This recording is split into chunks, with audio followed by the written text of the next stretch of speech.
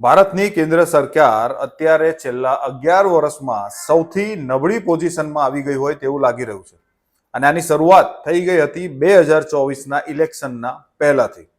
અને આ સરકારનું નબળી પડવા પાછળનું કારણ ક્યાંક ને ક્યાંક કોર્પોરેટ જગત ચર્ચાઈ રહ્યું છે. અને આ કોર્પોરેટ જગતમાં પણ કોર્પોરેટ જગતના જે માધાતા કહેવાય અદાણી અને અંબાણી, એ બેમાંથી કોઈ એક હોય તેવું છેલ્લા 1 વર્ષથી લાગી રહ્યું હતું. પણ હવે એ ખબર પડી ગઈ છે કે આ ક્યાંક ને ક્યાંક આ કોર્પોરેટનું જે માથાકૂટ ચાલી રહી છે તેની પાછળ અંબાણી પરિવાર જવાબદાર હોય તેવું લાગી રહ્યું છે.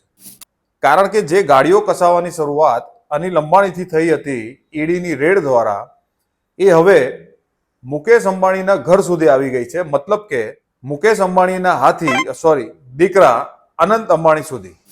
સુપ્રીમ કોર્ટ દ્વારા હમણાં જ એક ઓર્ડર થયો છે કે ભાઈ અનંત અંબાણીના વંતારાની તપાસ કરવામાં આવે અને તેના માટે એસઆઈટીનું ગઠન તાત્કાલિક ધોરણે કરવામાં આવશે. મતલબ કहीं पे નિગાહ હૈ કहीं पे નિશાના. આ વિડીયોમાં આપણે સમજશું કે કોની ઉપર નજર છે, કોની ઉપર ઈશારો છે અને કોણ નિશાનો બનવાનું છે. શું અંબાણી પરિવારના બંને ભાઈઓ, જે આપણને દેખાઈ રહ્યું છે કે બંને અલગ છે, પણ ક્યાંક શું એ બંને ભાઈઓ પડદા પાછળ એક જ તો નથી? શું અંબાણી પરિવાર જ ભારતની કેન્દ્ર સરકારમાં કોણ બેસશે તે નક્કી કરે છે? કે પછી જે છેલ્લા 11 વર્ષમાં થતા આવ્યું છે કે કેન્દ્ર સરકાર જેનો હાથ પકડે એનો જ હાથ કાપી નાખે છે? શું એ જ રીતે જે અંબાણીની મદદ લઈને કહેવાય છે કે સરકારો બનતી હોય છે, તો શું એ અંબાણીનો જ પત્તું કાપવાની તૈયારી ચાલી રહી છે? કોઈ પણ વ્યક્તિની નબળી કડી હોય છે તેમનો પરિવાર, અને અત્યારે એવું લાગી રહ્યું છે કે ક્યાંક અંબાણીના પરિવારની નબળી કડીને ટાર્ગેટ બનાવવામાં આવી રહી છે. તમે જોઈ રહ્યા છો જાગો ઇન્ડિયાની યુટ્યુબ ચેનલ અને હું દીપેનસિંહ તમારું સ્વાગત કરું છું આપણી ચેનલમાં.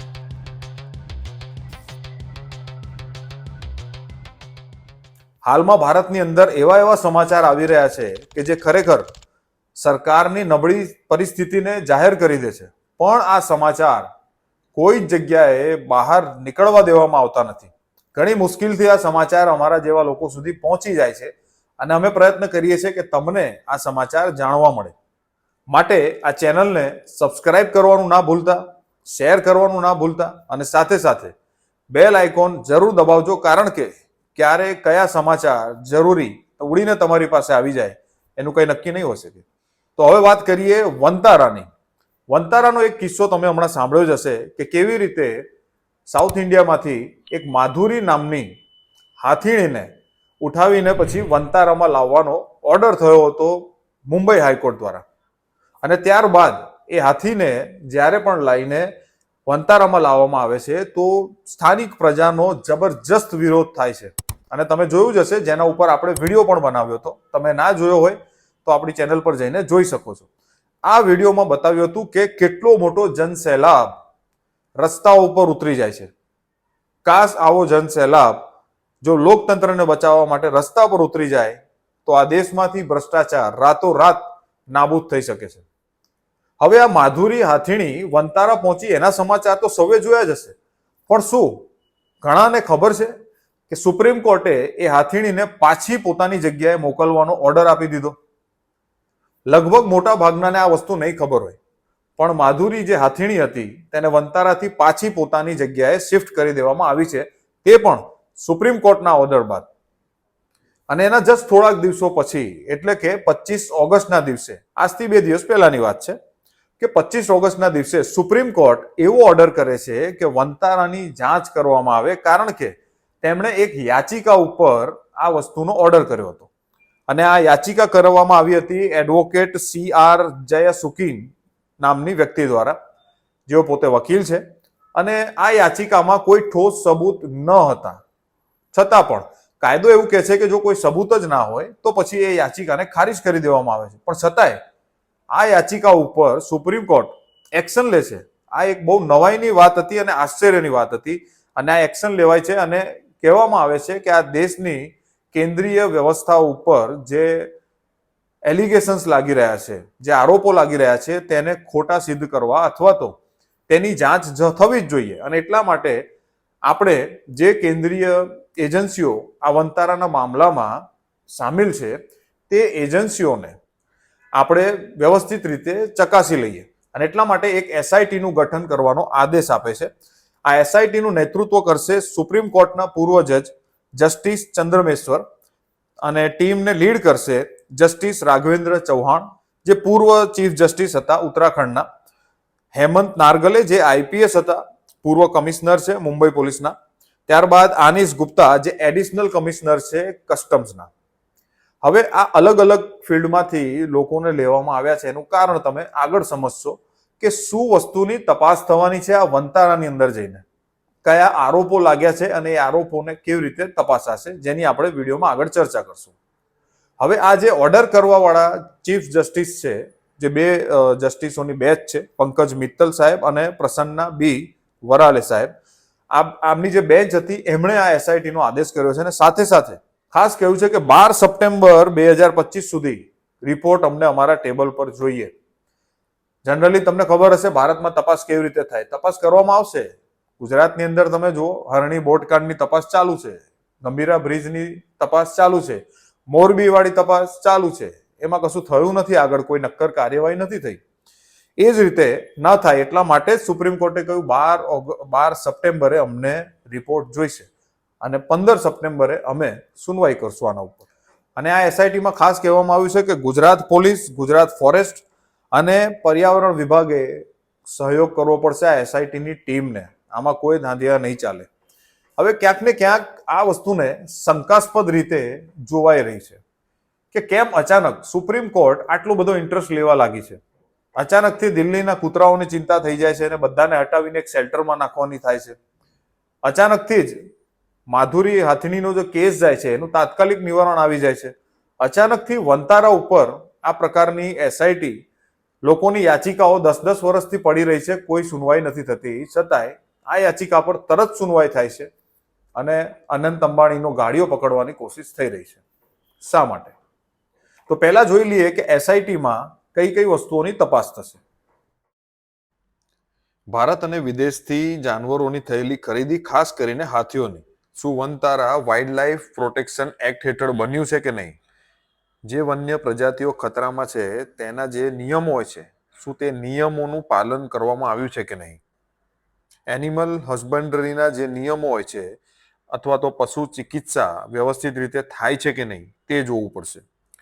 ઇન્ડસ્ટ્રીયલ એરિયાની બાજુમાં જ ઝૂ બનાવવામાં આવ્યું છે એટલે એન્વાયરમેન્ટની પણ એક જાંચ કરવામાં આવશે. પ્રાણીઓના ખાનગી કલેક્શન અને બ્રીડિંગની પણ તપાસ કરવામાં આવશે. પાણી અને કાર્બન ક્રેડિટનો ખોટો ઉપયોગ, તેની જે ફરિયાદ છે તે પણ જોવાશે. શું ત્યાંથી પ્રાણીઓમાંથી બનતી પ્રોડક્ટ્સો અને વન્યજીવોની તસ્કરી નથી થતી ને, તે પણ જોવામાં આવશે. આર્થિક વ્યવહારો અને મની લોન્ડરિંગનું પણ તપાસ કરવામાં આવશે અને અન્ય ઇતર ફરિયાદો. સાથે સાથે સુપ્રીમ કોર્ટે તે પણ કહ્યું કે આ તપાસનો મતલબ એ નથી કે અમને વનતારાના કામ કરવા ઉપર કોઈ શંકા છે કે કોઈ ખોટું કામ કરી રહ્યું છે. આ તપાસ કરવાનો આશય માત્ર એટલો છે કે જનતાને ખબર પડે કે કેન્દ્રીય એજન્સીઓ વ્યવસ્થિત કામ કરે છે કે નહીં. આ જ એક ઉદ્દેશ્ય છે. અધરવાઇઝ ઓર કોઈ પણ પ્રકારનું અમારું ઇન્ટેન્સ નથી, અથવા તો અમે કોઈ આક્ષેપ નથી લગાવી રહ્યા વનતારા ઉપર. તો તમે જોયું કે એસઆઈટીમાં કઈ કઈ પ્રકારની જાંચ થવાની છે, પણ અચાનક જ આ જાંચ થવાનું કારણ શું? તમને ખ્યાલ હોય તો આ કહાનીની શરૂઆત થાય છે 2024થી, જ્યાં 2024ના ઇલેક્શનમાં બીજેપીની પડતી શરૂ થાય છે. 400 પારની જગ્યાએ 300 ની અંદર આવી જાય છે, 250 ની અંદર 240 પર આવીને આ ગાડી અટકે છે. અને તે વખતે પણ ઇલેક્શનના પ્રચારમાં નરેન્દ્ર મોદી આવું બોલ્યા હતા કે રાહુલ ગાંધીને ટેમ્પો ભરીને અદાણી અને અંબાણી પૈસા મોકલાવે છે. जब से चुनाव घोषित हुआ है, इन्होंने अंबानी अडानी को गाली देना बंद कर दिया. मैं आज तेलंगाना की धरती से पूछना चाहता हूं, जरा ये शाहजाद घोषित करें कि चुनाव में ये अंबानी अडानी से कितना माल उठाया है, काले धन के कितने बोरे भर करके रुपये मारे हैं, क्या टेम्पो भर करके नोटे कांग्रेस के लिए पहुंची है क्या? તો શું ક્યાંક એ સમયે નરેન્દ્ર મોદી સાહેબને ખબર પડી ગઈ હતી કે ક્યાંક ને ક્યાંક પડદા પાછળ કોઈ ગેમ થઈ રહી છે અને મોટા મોટા ઉદ્યોગપતિઓ અમારી સરકારને હટાવવા માંગે છે. અને ત્યારબાદ જેવી સરકાર બને છે પછી ગાડીઓ કસાવવાનો શરૂ થાય છે અનિલ અંબાણી ઉપર. અનિલ અંબાણી ઉપર ઈડીની રેડ થાય છે. ઈડીની રેડ થયા બાદ અનિલ અંબાણી ક્યાં ગાયબ થઈ ગયા છે આપણને ખબર નથી, કોઈ જગ્યાએ જાહેરમાં દેખાતા નથી. ત્યારબાદ એસબીઆઈ એમને ફ્રોડ ડિક્લેર કરે છે અને તેના બાદ ફરીથી સીબીઆઈની રેડ થાય છે, તેમના ઘર સુધી પહોંચી જાય છે સીબીઆઈ. આવું પહેલી વાર થયું છે કે 3000 કરોડના જે અનિલ અંબાણી અને મુકેશ અંબાણી માટે તો ચણા મમરા કહેવાય, 3000 કરોડ રૂપિયાના એલિગેશન માટે સીબીઆઈ એમના ઘર સુધી પહોંચી જાય. એના કરતા પણ વધારે પૈસા લઈ જનાર લોકોના ઘર સુધી સીબીઆઈ નથી ગઈ, પણ સીબીઆઈ અનિલ અંબાણીના ઘરે પહોંચી જાય છે. જ્યારે વિચારવા જેવી બાબત એ છે કે અનિલ અંબાણી તો નરેન્દ્ર મોદીના ખાસ રહ્યા છે. આ અનિલ અંબાણી એ છે કે જેમણે પહેલા એમ કીધું હતું કે નરેન્દ્ર મોદી એ ગુજરાતના ત્રીજી મહાન વ્યક્તિ છે. મહાત્મા ગાંધી અને સરદાર પટેલ બાદ જો કોઈ મહાન વ્યક્તિ ગુજરાતને મળ્યું હોય તો તે છે નરેન્દ્ર મોદી સાહેબ. ત્યારબાદ 2016માં પણ એક આર્ટિકલ આખો લખી દે છે કે ભારત ખૂબ ઉર્જાવાન થઈ ગયું છે નરેન્દ્ર મોદીના આવ્યાથી. ભારતમાં ખૂબ સ્ફૂર્તિ આવી ગઈ છે, ખૂબ આગળ વધી રહ્યું છે, તેજીથી કામ ચાલુ રહ્યું છે. આટલા વખાણ કર્યા. તે વખતે નરેન્દ્ર મોદી દ્વારા રફેલ ડીલમાં એમને સામેલ કરવામાં આવે છે, જ્યારે ઓલરેડી 96,000 કરોડ રૂપિયાનું દેવું અનિલ અંબાણીનું માફ થયું હતું એવા સમાચાર ગુજરાત સમાચારમાં પણ છપાય છે, ઘણા બધા સમાચાર પત્રોમાં છપાય છે ને આપણે એક વિડીયો પણ બતાવ્યો હતો એના ઉપર. એમાં ડિટેલ જાણકારી હતી કે કઈ કઈ કંપનીના કેટલા કેટલા રૂપિયા જનતાના ડૂબી ગયા છે અને માફ કરી દીધા છે. આટલી બધી ગહેરી દોસ્તી હોવા છતાંય કેમ અનિલ અંબાણી પર ગાડીઓ કસવામાં આવ્યો છે, આ બહુ ચર્ચાનો વિષય છે. કારણ કે અનિલ અંબાણી જે છે એ ખૂબ માસ્ટર માણસ છે સરકારો સાથે સેટિંગ કરવામાં. એટલે ક્યાંક ને ક્યાંક એવી શંકા સેવાઈ રહી છે કે અનિલ અંબાણી પાસે એવા કોઈ રહસ્યો છે કે જે મોજૂદા સરકાર નથી ઈચ્છતી કે બહાર નીકળી આવે. અને શું રફાલ ડીલને લઈને કોઈ એવા સબૂતો છે જે સરકાર શોધી રહી છે, એટલે અનિલ અંબાણીને ક્યાંક તો પકડવામાં નથી આવી રહ્યા કે એમની ઉપર ગાડીઓ નથી કસવામાં આવતો. અને એ અનિલ અંબાણી કદાચ હાથમાં નથી આવી રહ્યા અને ક્યાંક શંકા છે કે મોટા ભાઈ પણ આ મેટરમાં સામેલ છે. અને એક સમાચાર હમણાં જ આવ્યા હતા કે મોટા ભાઈ 140 સાંસદોના સંપર્કમાં છે અથવા તો મીટિંગ પણ થઈ ચૂકી છે. એટલે ક્યાંક સરકાર ના ગબડી પડે એવી પોઝિશન ઊભી થાય એના કરતા બેટર છે કે આપણે પહેલા જ એક ગાડીઓ કસીને એક ઈશારો આપી દઈએ કે સાહેબ રેલો તમારા સુધી પણ આવી શકે છે.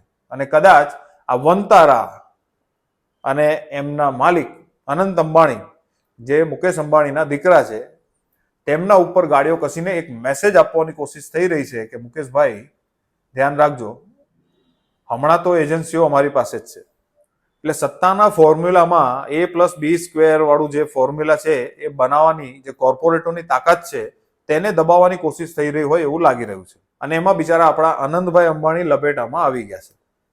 હવે જોવાનું એ રહેશે જે આવનારો જન્મદિવસ છે નરેન્દ્ર મોદી સાહેબનો, એ વખતે કોઈ ખેલ થવાનો છે, કુછ બડા હોને વાલા હે કે નહીં, તો એના માટે આપણે રાહ જોવી પડશે. પણ હાલ એ ઈશારો મળી ગયો છે અને એ કન્ફર્મેશન લગભગ મળી ગયું છે કે ક્યાંક ને ક્યાંક અંબાણી પરિવાર અને સરકાર વચ્ચે કોન્ફ્લિક્ટ ચાલી રહ્યો છે, એટલે કે માથાકૂટ ચાલી રહી છે. અને આ માથાકૂટ આગળ જતા ખૂબ મોટું સ્વરૂપ લઈ શકે એમ દેખાઈ રહ્યું છે. તો આ સમાચારને આપણે કન્ટિન્યુ કરતા રહીશું નવા વિડીયો સાથે, નવી અપડેટ હું તમને જણાવતો રહીશ. માટે ચેનલને સબસ્ક્રાઇબ કરી લેજો અને ત્યાં સુધી જાગતા રહેજો અને જગાડતા રહેજો, કારણ કે રેલો ગમે તેના ઘરે આવી શકે છે. જય હિન્દ.